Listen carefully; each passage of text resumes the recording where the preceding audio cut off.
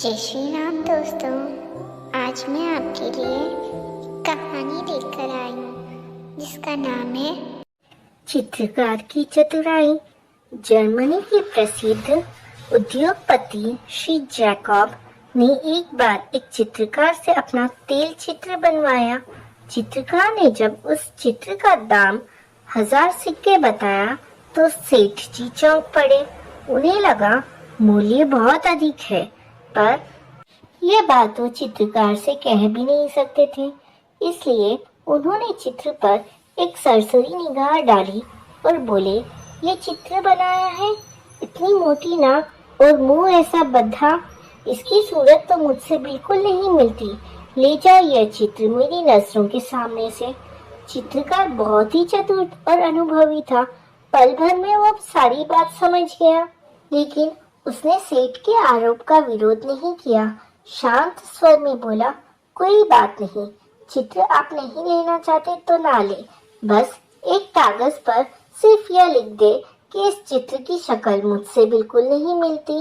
सेठ जी ने खुशी से लिख कर दे दिया। एक दिन की बात है, वो अपने ऑफिस में बैठे हुए थे कि उनके एक फोन कॉल आया जो उनके मित्र का था।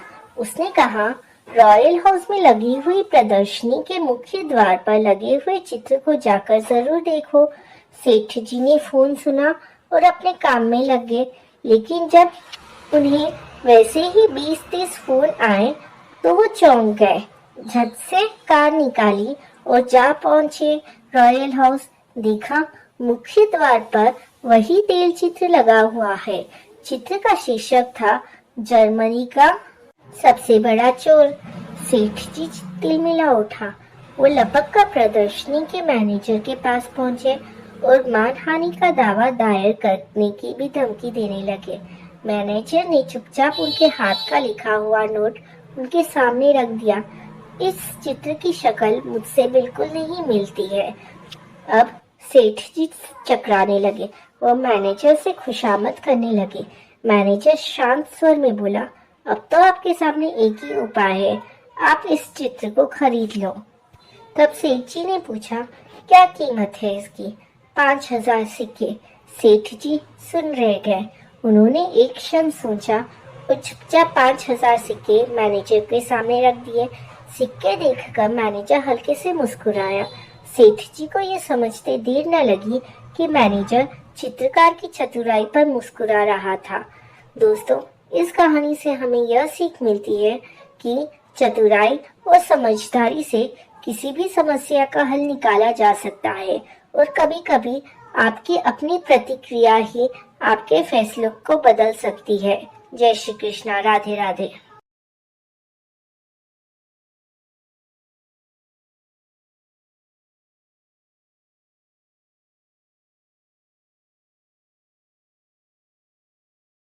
दयालु भोला हाथी।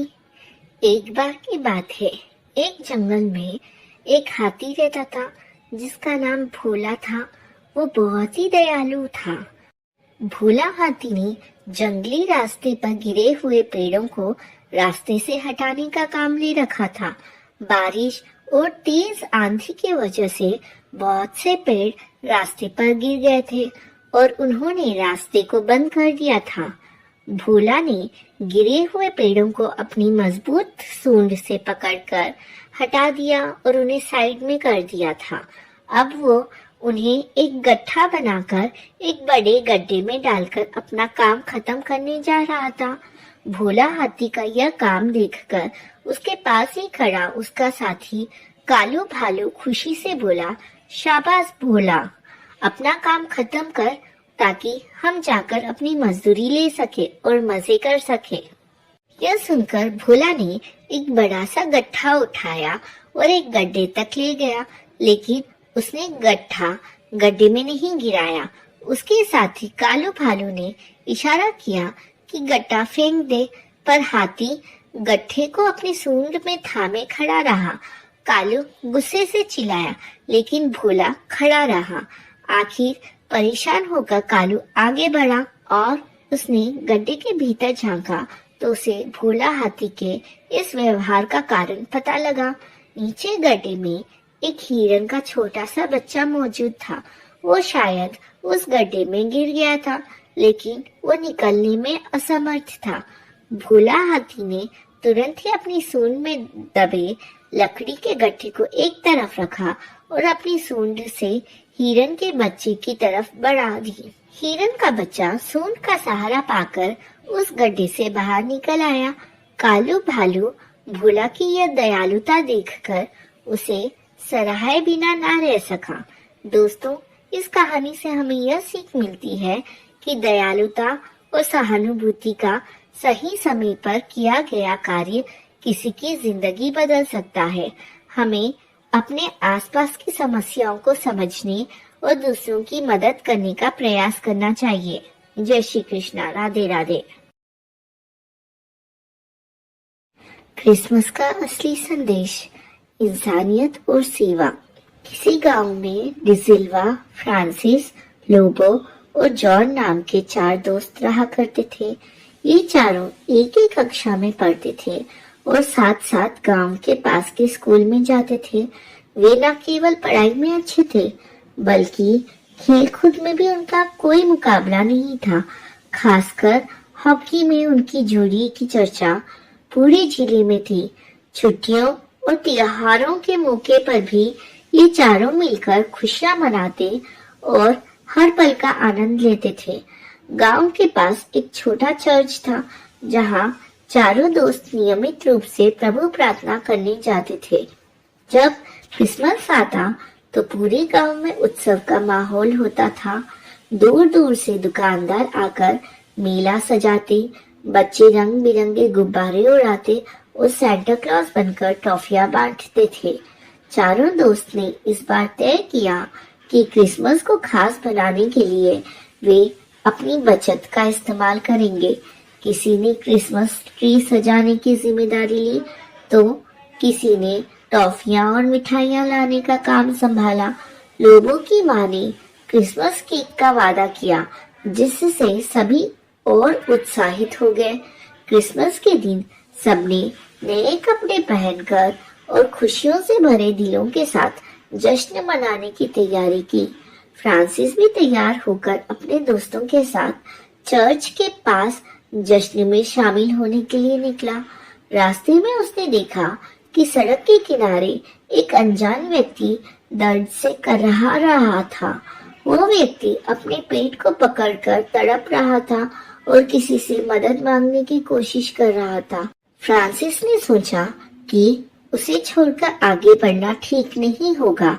उसने अपना क्रिसमस का जश्न छोड़कर उस अनजान व्यक्ति की मदद करने का फैसला किया। वो बोला, भाई, मैं तुम्हें अस्पताल पहुंचाता हूँ। उसने उस व्यक्ति को कंधों पर उठाया और ठंड के मौसम में पसीना बहाते हुए उसे सरकारी अस्पताल ले गया। अस्पताल के कर्मचारियों ने तुरंत व्यक्ति को भर्ती कर लिया। डॉक्टर ने जांच के बाद कहा, अगर थोड़ी भी देर हो जाती तो इस मरीज की जान बच नहीं सकती थी। तुमने सच में एक बहुत बहादुरी और इंसानियत का काम किया है। जब डॉक्टर ने फ्रांसिस से पूछा कि यह व्यक्ति कौन है, तो फ्रांसिस ने मुस्कुराते हुए कहा, यह इंसान है और मेरे लिए इतना जानना काफी है। इसका दर्द मुझसे देखा नहीं गया। थका हारा फ्रांसिस जब अपने दोस्तों के पास पहुंचा तो उन्होंने उसके अस्त व्यस्त कपड़े और खुली हुई टाई देखकर हैरानी जताई।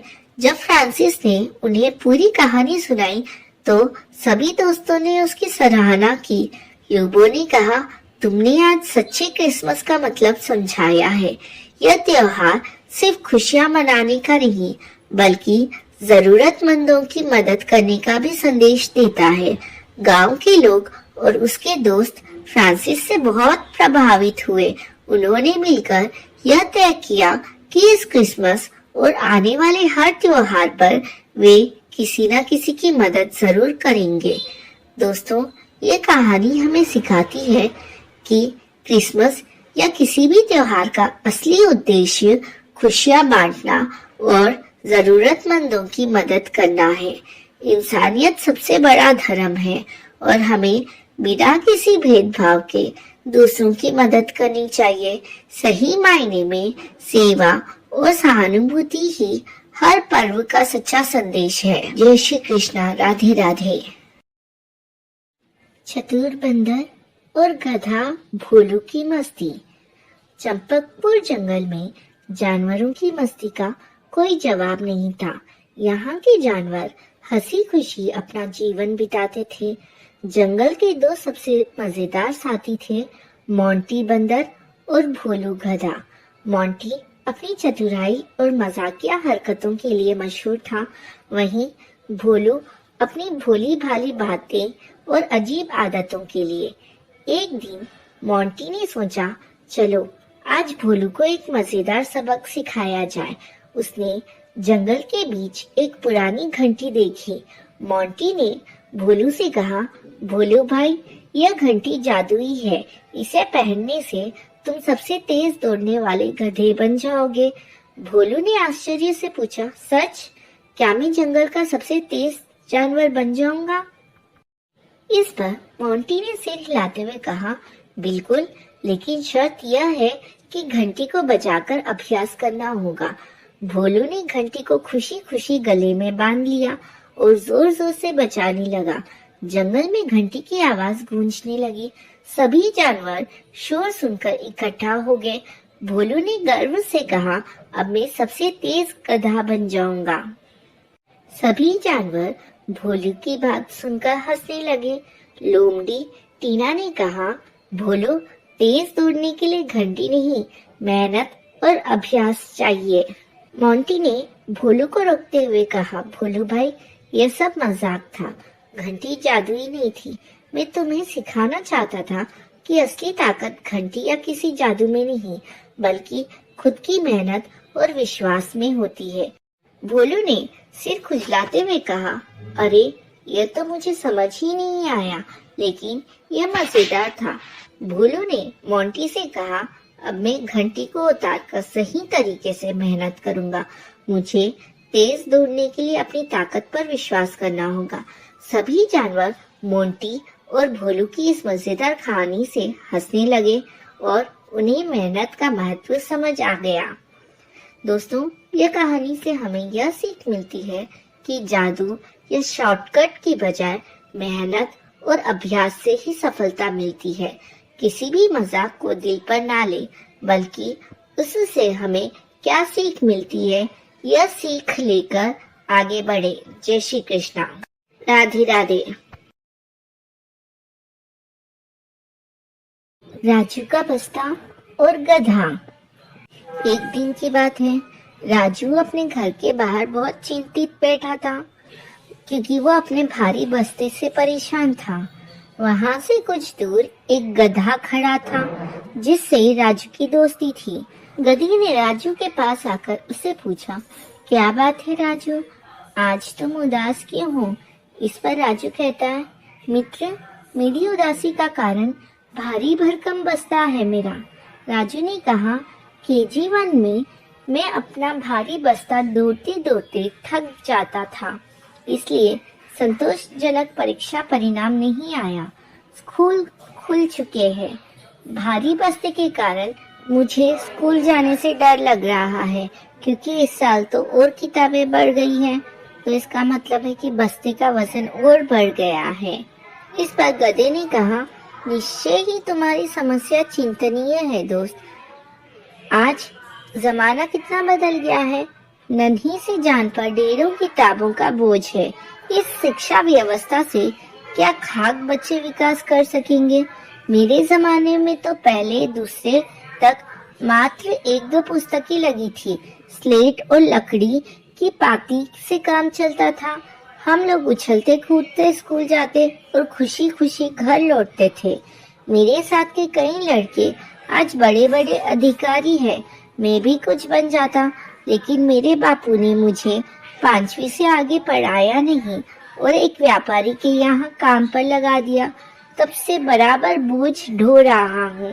तुम चिंता मत करो, आज से तुम्हारा बस्ते का वजन मैं ढो सकता हूँ। जब मैं दूसरों का ढो सकता हूँ, तो क्या तुम्हारा नहीं ढो सकता? यह बात सुनकर राजू ने खिलखिलाकर पूछा, तुम मेरा बस्ता अपनी पीठ पर रख कर चल सकोगे क्या? चलना ही पड़ेगा ताकि बस्ते का बोझ बढ़ाने वालों को कुछ तो अक्ल आए। यह कहकर गधा जोर जोर से हंसा और डींचू डींचू करता हुआ खेल के मैदान की ओर भागा। उसके पीछे पीछे राजू ने भी दौड़ लगा दी। अब स्कूल खुल गए।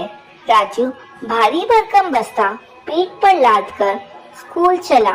रास्ते में गधे ने उसका इंतजार करते हुए खड़ा हुआ था। बोला, ला राजू, बस्ता मेरी पीठ पर बांध दो। राजू की देखा देखी स्कूल के अन्य छात्रों ने भी गधों से दोस्ती कर ली। अब धीरे धीरे सारे छात्र गधों पर अपना बस्ता रखकर स्कूल जाने लगे। शहर के लोग सुबह सुबह यह नजारा देखकर खूब हंसने लगे। दोस्तों, इस कहानी से हमें यह सीख मिलती है कि समस्याओं का हल खोजने में रचनात्मकता और दोस्ती की भूमिका महत्वपूर्ण होती है। जब हम मिलकर काम करते हैं तो कठिनाइयों का समाधान भी मजेदार बन सकता है। जय श्री कृष्णा। राधे राधे। जय श्री कृष्णा। दोस्तों, गडरिये की समझदारी। आबा नगरी इलाके में दूर दूर तक फैला एक विशाल जंगल था। अरावली की सुरमय पहाड़ियों से घिरा यह स्थल नाना प्रकार के पशु पक्षियों की किलकारियों से दिन भर गूंजता रहता था। सुदूर क्षेत्रों से कई मन भावन पक्षी यहाँ मौसम के अनुसार आते थे। जंगल के स्वच्छंद वातावरण में विचरण करते और लौट जाते थे। जंगल के मध्य में स्थित विशाल सरोवर में जल क्रीड़ा करते पक्षियों को देखकर प्रकृति स्वयं आनंदित हो उठती थी। स्वतंत्रता के शंखनाद से वातावरण गूंज उठता था। लेकिन कुछ समय बाद शिकारियों की नजर इस जंगल पर पड़ी। वो शिकारियों ने जंगल के आसपास अपना डेरा बना लिया। उन्होंने पक्षियों को पकड़ना और उन्हें बेचने का धंधा बना लिया। शिकारियों के आगमन से पक्षियों की संख्या धीरे धीरे घटने लगी, जिससे पूरे राज्य में अकाल और संकट छा गया। सूरज जब पक्षियों की चहचहाहट सुनकर उगता था, ने उगना बंद कर दिया। चारों ओर अंधेरा ही अंधेरा छा गया। पेड़ पौधे मुरझा गए और सारी हरियाली नष्ट हो गई। सरोवर सूख गया। हरियाली के बिना वर्षा ने भी अपना मार्ग बदल दिया।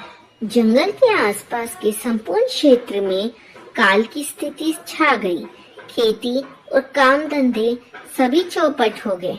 भूख और प्यास से त्रस्त लोगों ने दूसरे राज्य में जाना शुरू कर दिया। पूरे राज्य में हाहाकार मच गया। राजा और प्रजा भी दुखी हुए इस कारण। राजा ने घर घर जाकर जनता से प्रार्थना की कि इस संकट की घड़ी में वे लोग अपने विवेक से काम ले और प्रकृति के इस कोप का हल ढूंढने में मदद करें। राजा ने भी संपूर्ण राज्य एवं आसपास के इलाके में यह घोषणा करवा दी कि जो भी इस संकट से राज्य को मुक्त करवाएगा उसे महामंत्री बनाया जाएगा। उसी गांव में एक गडरिया जिसका नाम भीमसेन था, वो भी रहता था। उसने राजा की घोषणा सुनी। भीमसेन भेड़े चराता था पर था बुद्धिमान। जंगल में भेड़े चराते चराते वो पक्षियों की भाषा का भी ज्ञाता हो गया था। वो पक्षियों की भाषा समझता और उनकी भाषा बोलकर वापस समझा भी सकता था दूसरे लोगों को। अकाल पड़ने से उसका भेड़ चराने का धंधा भी चौपट हो गया। एक दिन भीमसेन गांव की एक गली से गुजर रहा था। उसकी नजर पिंजरे में कैद पक्षियों के एक जोड़े पर पड़ी। दोनों पक्षी आपस में बतिया रहे थे। भीमसेन उनके नजदीक जाकर बैठ गया और उनकी बातचीत सुनने लगा। दोनों पक्षी आपस में अपने पुराने और सुखद दिनों को याद करके आंसू बहा रहे थे और वो दोनों दुष्ट शिकारियों को कोस रहे थे तथा प्रकृति के इस कोप का मुख्य कारण उन शिकारियों को ही बता रहे थे। भीमसेन को सारा मामला समझ में आ गया। वह तत्काल राजा के पास गया और उसने उन्हें सारी बात समझाई। राजा ने भी उसी समय सिपाही भेजकर सभी शिकारियों को कैद कर लिया और उन्हें मृत्यु दंड दिया। भीमसेन की योजना अनुसार राजा ने पूरे राज्य में यह घोषणा करवाई कि राज्य में आई इस विपदा का हल खोज लिया गया है। जिस किसी भी घर में पिंजरों में पक्षी कैद है, वे उन्हें लेकर राजमहल आ जाएं। सभी लोग कौतूहलवश राजमहल में आ गए और पिंजरे लेकर चल पड़े। देखते ही देखते पिंजरों में कैद हजारों पक्षी वहां इकट्ठा हो गए। भीमसेन ने सभी पक्षियों को उनकी भाषा में सारी बात समझाते हुए आजाद कर दिया। सभी पक्षी चहकते हुए उड़ चले। पक्षियों की चहचहाहट सुनकर सूरज वापस उग गया। आकाश में बादल उमड़ पड़े और बरसात भी होने लगी। कुम्हलाए हुए पेड़ पौधे फिर से जी उठे। पूरे राज्य में हर्ष की लहर दौड़ पड़ी। राजा ने भीमसेन को महामंत्री बनाने की घोषणा की। सारी प्रजा महामंत्री भीमसेन की जय जयकार कर उठी। दोस्तों, इस कहानी से हमें यह सीख मिलती है कि सच्ची समझदारी और साहस से कठिन समस्याओं का भी समाधान संभव है। भीमसेन ने अपनी विशेषता और बुद्धिमत्ता से राज्य को संकट से उबार लिया, जिससे यह साबित हुआ कि छोटे लोग भी बड़े बदलाव ला सकते हैं। जय श्री कृष्णा। राधे राधे। सच्चा हिरन। एक जंगल में एक हिरन बचपन में ही अपने माँ बाप से बिछड़ जाता है। वह एक पेड़ के पास हरी घास खा रहा था। तभी उसे एक शेर दिखाई देता है। वो डर जाता है। शेर उससे कहता है, तेरे बाकी साथी कहाँ हैं? और तू तो बहुत बहादुर लगता है, तो मुझे देख कर भी नहीं भागा तू। इस पर हिरन उससे कहता है, मैं अपने झुंड से बिछड़ गया हूँ। आप मुझे खा लोगे तो आपका पेट कहाँ भर पाएगा। आप मुझे अपने बुढ़ापे के लिए अपने साथ रख लो। जब आप बूढ़े हो जाओगे, आप शिकार न कर सकोगे, तब आप मुझे खा लेना। मैं जब तक इतना बड़ा हो जाऊंगा कि आपकी काफी दिन की भूख मिटा पाऊंगा। तब शेर कहता है, लेकिन तब तो तू आसानी से भाग जाएगा। हिरन कहता है, नहीं महाराज, आप मुझ पर विश्वास करें, मैं कभी झूठ नहीं बोलता। शेर को उसकी बात समझ आ जाती है। वो उसे अपने घर ले आता है। उसके लिए हरी घास का इंतजाम करता है। वहाँ रहते रहते वो शेर की सेवा करने लगता है। शेर की गुफा को भी साफ रखता है। धीरे धीरे शेर बूढ़ा हो जाता है और हिरन खा पीकर दुगना हो जाता है। एक दिन जब शेर शिकार पर नहीं जा पाता, तब हिरन उससे कहता है, अब आप मुझे खा लो। यह सुनकर शेर रोने लगता है और कहता है, तुझे मेरी गुफा में कई वर्ष हो गए। इतना तो कोई अपना बेटा भी साथ नहीं देता है जितना तूने दिया है। अब मैं तुझे नहीं खा सकता, क्योंकि मैंने तुझे अपना बेटा मान लिया है। वो हिरन शेर को दूसरे जानवरों को बचा हुआ मांस लाकर देता, जिससे उसका गुजारा हो जाता था और दोनों मजे से रहने लगते हैं। बच्चों, इस कहानी से हमें यह शिक्षा मिलती है, सच्चाई और ईमानदारी का फल अवश्य मिलता है। मूर्ख राजा। एक नगर में सूरज सिंह नाम का राजा राज करता था। राजपाट उसे विरासत में मिला था। राजा दिन रात अपने ऐशो आराम में लगा रहता था, जिसके कारण उसके मंत्री उसका खजाना धीरे धीरे खाली करते चले जा रहे थे और राजा को इसके बारे में कुछ पता नहीं था।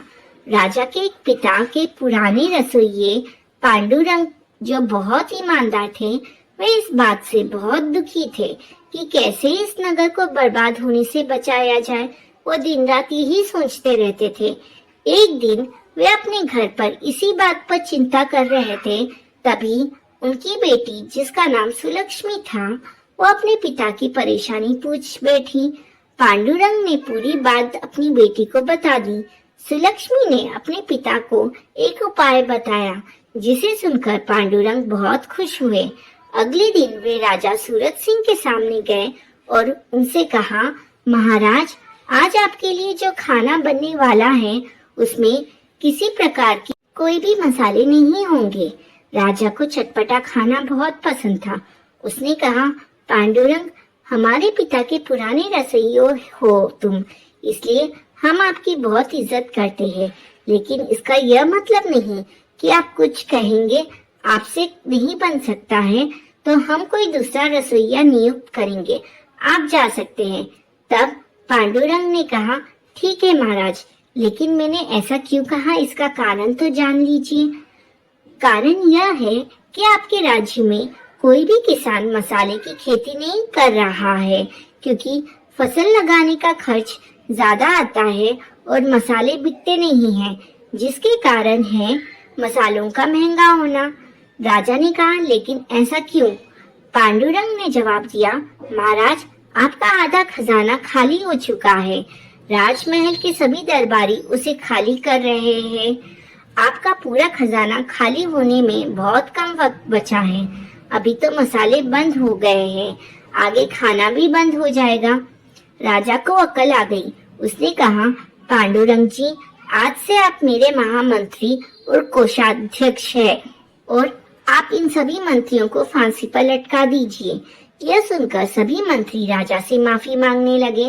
तब पांडुरंग ने कहा, महाराज, इन्हें एक मौका दीजिए, ये अपना काम सही से करेंगे, नहीं तो इन्हें फिर सजा मिलेगी। राजा ने पांडुरंग को अपना सारा कार्यभार संभलवा दिया। पांडुरंग ने सारी व्यवस्था ठीक करके 1 वर्ष में खजाना जितना था उतना पूरा भर दिया और जनता के हित में काम किए, जिससे जनता का विश्वास राजा के प्रति बढ़ गया। दोस्तों, इस कहानी से हमें यह शिक्षा मिलती है, एक समझदार व्यक्ति सभी को संकट से निकाल सकता है, जैसे एक रस्सी कुएं में गिरे व्यक्ति को निकाल लेती है। एक जंगल में एक शेर रहता था। उस शेर का एक दोस्त था चूहा। एक बार शेर जंगल में एक पेड़ के नीचे बैठकर आराम कर रहा था। तभी उसके पैर में उस चूहे ने काट दिया। शेर को बहुत गुस्सा आया। शेर ने कहा, तेरी मौत आई है क्या, जो आज जंगल के राजा के पैरों में काट रहा है? चूहा कहता है, दम है तो मुझे पकड़ के दिखा। शेर चूहे के पीछे दौड़ लेता है। दौड़ते दौड़ते बहुत दूर जाने पर चूहा कहता है, रुको शेर भाई। तब शेर कहता है, क्यों, क्या हुआ? निकल गई सब हेकड़ी? मरना ही था तो मुझे इतना क्यों दौड़ाया? अगर मैं तुम्हें नहीं काटता तो तुम मेरे पीछे नहीं आते, और अगर तुम मेरे पीछे नहीं आते तो तुम यहाँ नहीं सर्कस में करतब दिखा रहे होते। इस पर शेर कहता है, वो कैसे? चूहा कहता है, वो देखो, सर्कस वालों ने जाल बिछाया था। शेर ने कुछ दूर वापस आकर देखा तो सचमुच सर्कस वाले जाल बिछाकर बैठे थे। यह देखकर शेर कहता है, चूहे भाई, तुमने अपनी जान जोखिम में डालकर मेरी जान बचाई है। आज से तुम मेरे दोस्त हो। इस पर चूहा कहता है, ठीक है, लेकिन मेरी एक शर्त है। ये बात तुम किसी को नहीं बताओगे, नहीं तो जंगल के सारे जानवर तुम्हारी हंसी उड़ाएंगे। इस पर शेर कहता है, ठीक है, लेकिन तुम जब भी किसी मुसीबत में हो तो मुझे बुला देना। चूहा कहता है, ठीक है, अब मैं चलता हूँ। इधर शेर उन शिकारियों पर हमला कर देता है। पीछे से हुए हमले से डरकर वे भाग जाते हैं। शेर और चूहे की दोस्ती अब पक्की हो गई। ऐसे कई दिन बीत गए। एक दिन चूहा अपने बिल में आराम कर रहा था। तभी शेर ने उसे आवाज़ दी। शेर की आवाज़ सुनकर चूहा बाहर आया और शेर उससे कहता है, चलो भाई, आज जंगल में घूमने चलते हैं। चूहा कहता है, चलो। दोनों घूमने चल देते हैं। रास्ते में चूहे को एक बिल्ली नजर आती है। चूहा डर के मारे शेर के पैरों के नीचे से चलने लगता है। बिल्ली भी शेर के पीछे चलने लगती है। ये देखकर बिल्ली सोचती है कि शेर इसे देखेगा तो अपने पंजों से इसे दबाकर मार देगा। फिर मैं इसे खा लूँगी। बिल्ली को शेर के पीछे जाता देख एक कुत्ता पीछे पीछे चल देता है। बिल्ली चूहे को खाएगी, मैं बिल्ली को खा जाऊँगा। यह सोचकर कुत्ता भी उसके पीछे चल देता है। कुछ और आगे जाने पर एक सियार तीनों को देखता है तो वो भी यह सोचता है कि चलो शेर के जाने के बाद मैं इन तीनों को खा जाऊंगा। उनके कुछ दूर आगे जाने पर मगरमच्छ पीछे पीछे आने लगता है। ये सोचता है अगर सियार सबको खा जाएगा तो मैं इसकी टांग पकड़कर पानी में ले जाकर आराम से इसे खा जाऊंगा। इसी तरह इनको चलता देख हाथी सोचता है लगता है शेर के डर से सब उसके पीछे चल रहे हैं, मुझे भी चलना चाहिए, शायद कहीं सभा होने जा रही है। इस तरह हाथी भी पीछे चल देता है। उनके पीछे इसी तरह पूरे जंगल के जानवर चलने लगते हैं। आगे चलते चलते नदी आ जाती है। शेर और चूहा वहां बैठकर विश्राम करने की सोचते हैं नदी किनारे। जब शेर पलटकर देखता है तो पूरे जंगल के जानवर उनका पीछा कर रहे थे। यह देखकर वो कहता है, अरे तुम सब हमारे पीछे क्यों आ रहे हो? सभी जानवर अपना अपना कारण बता देते हैं। शेर और चूहा दोनों हंसने लगते हैं। शेर कहता है, एक चूहे को खाने के लिए इतने बड़े जानवर लाइन लगाकर बैठे हैं। ये चूहा तो मेरा दोस्त है, खबरदार किसी ने इसकी तरफ आंख उठाकर देखा तो। इस पर चूहा कहता है, शेर भाई रहने दीजिए, मैं तो अपने बिल में ही अच्छा था। तब शेर कहता है, नहीं, आज से तुम कहीं भी घूमो, अगर इस चूहे को कुछ भी हुआ तो मैं इस जंगल के सभी जानवरों को खा जाऊंगा। सभी जानवर उसकी बात सुनकर डर जाते हैं। हाथी कहता है, लेकिन महाराज, हम में से आधे जानवर तो शाकाहारी है। हम यह सोचकर आए थे कि आप जंगल में सभी जानवरों की सभा करने जा रहे हैं, लेकिन आप तो इस चूहे के गुणगान कर रहे हैं। शेर कहता है, सुनो, इस नन्हे से चूहे ने एक बार मेरी जान बचाई थी, इसलिए ये मेरा दोस्त है। किसी को भी छोटा नहीं समझना चाहिए। शेर की बात सुनकर सभी जंगल के जानवर चूहे की तारीफ करने लगे। इसके बाद सभी जानवरों ने मिलकर यह फैसला किया कि आज से हम सब इकट्ठे एक दूसरे की मदद करेंगे और कोई भी किसी को भी नुकसान नहीं पहुंचाएगा।